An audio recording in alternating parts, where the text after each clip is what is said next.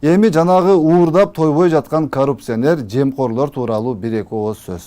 Биринчиден, коррупцияны ошол бийликтин, мамлекеттик кызматтын кайсыл бир будагында, кайсыл бир кабинетинде отургандар жасап келген жана жасап жатат.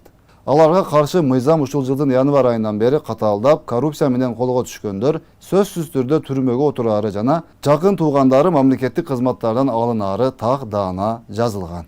Камчыбек Ташиев бул ишке киришип, бир жылда коррупцияны жок кылабыз деген максатта иш алып барып жатат. Мындайча айтканда, эмки жылдын аягында өлкөбүздө коррупция, жемкорлук деген нерсе дээрлик жок болуш керек.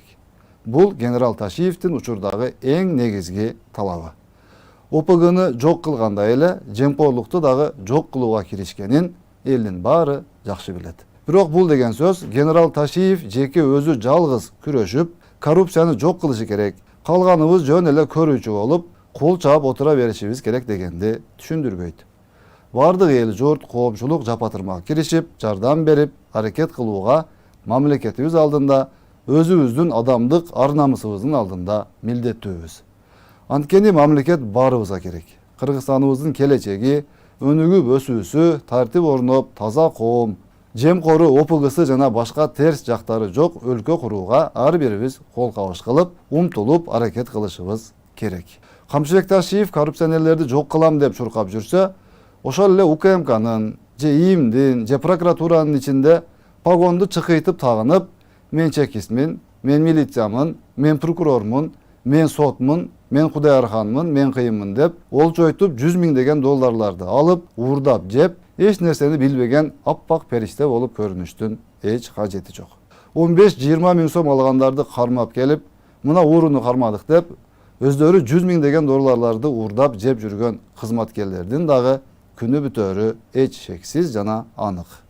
Айлап жылдап уурдагандарын бир күндө кайтарып алып, өзүн түрмөгө тыгып, тообосунда таянтып коюш генерал үчүн эч маселе эместигин бүгүн билбеген ким калды? Ушул мамлекеттик кызматкерлер, айрыкча укук коргоо, коопсуздук органдарындагылар, бажы, сот, прокурорлор элдин канын сорбосун, мамлекеттин мүлкүнө кол салбасын деп, айлыктарын болушунча көтөрүп, иштөө жана жашоо шарттарын болушунча жакшыртып жатса дагы, токтобой, утуру эле көрүнгөн жерден уурулук кыла берген ач көздөр күйдүрдү. Кармап эле атат, камап эле атат, айтып эле атат, суранып деле жатат, коркутуп деле атат, эскертип деле атат. Бирок жарайт, түшүндүм деп коюп эле иш бөлмөсүнө баргандан кийин туткак колу калтырап титиреп атып, баары бир ошол арам акчаны албай кое албай, бир нерсе кылып алып атат. Кармаганы барса туалетке кирип акчасын өрттөп таштаганына же күлөрүңдү билбейсиң, же ыйлашыңды билбейсиң. Мындан сырткары али алдыда дагы мына азыр тынымсыз курулуп жаткан курулуштар, мамлекеттик объектилердин оңдоп түзөө иштери жатат. Буларды дагы эртең чекеден текшерип башталса, шумдуктун баары башталса керек. Мына жерди оңдогону мынча миллион кетти, тиги жерди курганга түкүнчө миллион кетти деп бүгүн шыйпаңдап күнү түнү акча жасап жатканына сүйүнүп жүргөндөрдүн жыйынтыгы чыкканда кандай болор экен?